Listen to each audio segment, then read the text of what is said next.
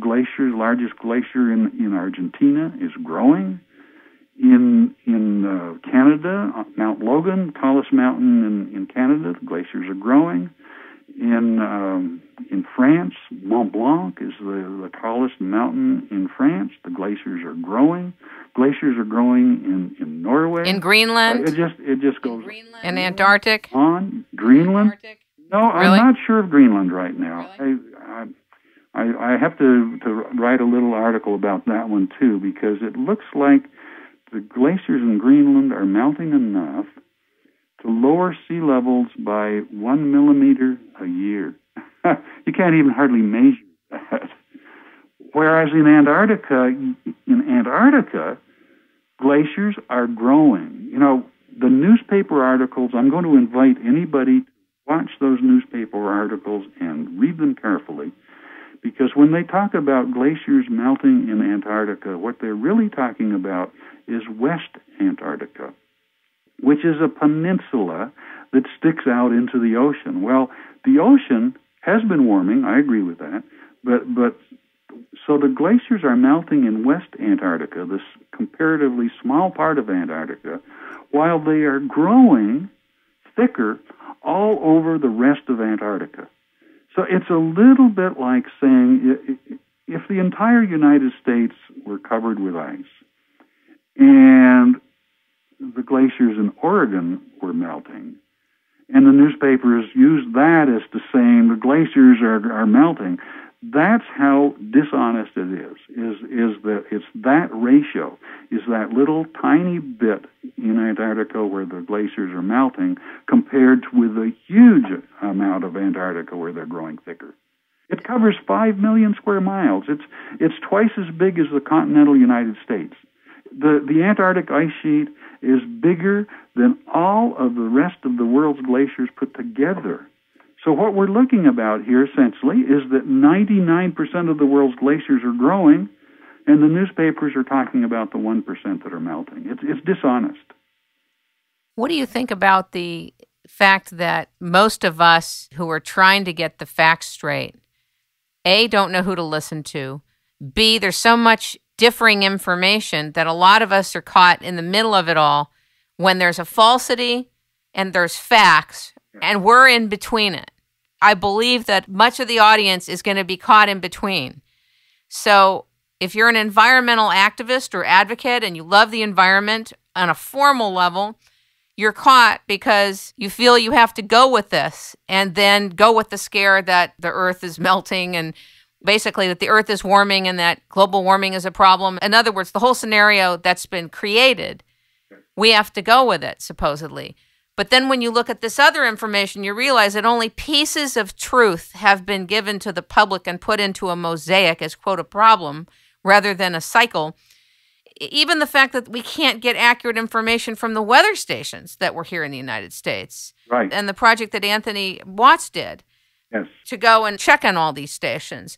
This is the level of due diligence that needs to happen, and yet very few of us have the time, energy, or the financial wherewithal to take it on and do it.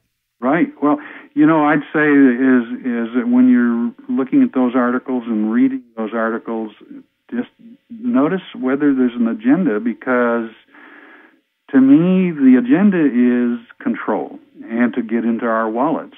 And if you're listening to someone that's not trying to get into your wallet, maybe you're getting the straight story. But no, it is really scary. If I read anything that quotes that uses the IPCC as their truth, then I already know that it's going to be, as far as I'm concerned, it's going to be a lie. Because, you know, the IPCC, the United Nations International Panel on Climate Control, the IPCC was saying for years and warning us that the glaciers in the Himalayas are going to be all melted by 2035, whatever. And finally, last year, they got found out that they were basing that on a phone interview with some minor scientist in India who'd never even been there. It turns out, and I've got this on my website, but actually there are 245 glaciers in the Himalayas that are growing, that we know are actually growing. So if it comes from the IPCC, I say don't believe it. It's going to be a lie. I think the IPCC should be disbanded. I think so too. I really do. I think that the entire population, sadly, most of it has been deceived terribly. And what's more tragic to me, Robert, is that good, upstanding people who want to do good for the earth and good for people have been brought into the mix, and in order to keep their paychecks going, have had to go with the agenda.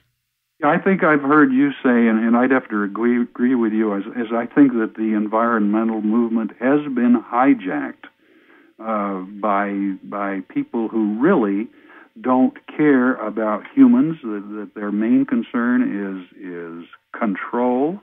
And I look at this idea that we're supposed to cut our CO2 usage by 80%. And our carbon usage by 80%. Does anybody realize that will take us back to the days of the Civil War?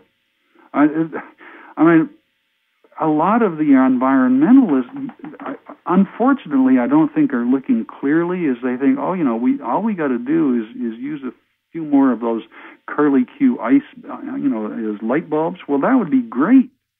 But at 80% decline means that you're not going to be able to use your hair dryer. You're not going to be able to use your dishwasher. You're not going to be able to use your clothes dryer. You're only going to be able to turn the heat on in your house one day a week. You're only going to be able to cook one day a week.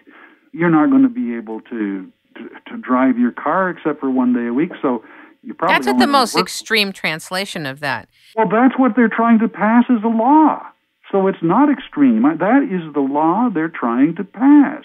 Is the cap and trade wants to take us back to they want us to cut down by 80%. So yes, I agree it's extreme, but that's what they want. Specifically, they've said so. So let me ask you this. This is a total philosophical question. It is not geological. Suppose that it wasn't the IPCC, but that you and I and the public found out that there was global warming and it was real and it was here and we're in this long cycle. Let's just suppose, okay? It's a suppose. Right. What would you do and what would that mean to you? Well, if it's the CO2, which is supposedly the big bugaboo right now, is that we are supposedly creating more CO2 because CO2 levels have gone up. I agree. But, leaving out the... Right. There's no political apparatus. There's no new laws coming in. In other words, we have to sort this out. So what would that mean to you? I think it would be wonderful.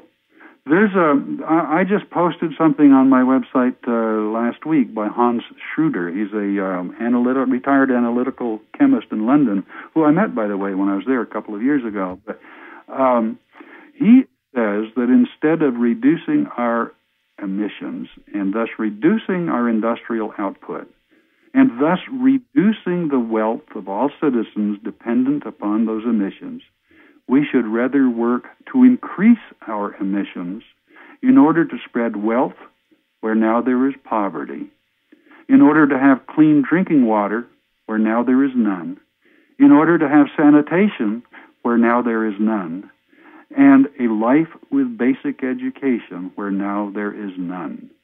So that leaves out any politics. This is just giving people a better life. CO2, and you've known this, I think Joe DeLeo mentioned this, but is that greenhouses actually pump CO2 into their greenhouses. They pump it up to 1,000 parts per million because it makes plants grow better. Right. It's food for plants. But you know what I've heard, Robert, that CO2, in one of the 15 shows I've done on climate, that even if they did all this decrease of CO2, it would be minuscule in terms of a real change in the environment. Right. Well, right now, the CO2, it sounds like such a big deal, but CO2 is 340, is 0.304 parts per million, something like that. To put that into a more human perspective, if our atmosphere were a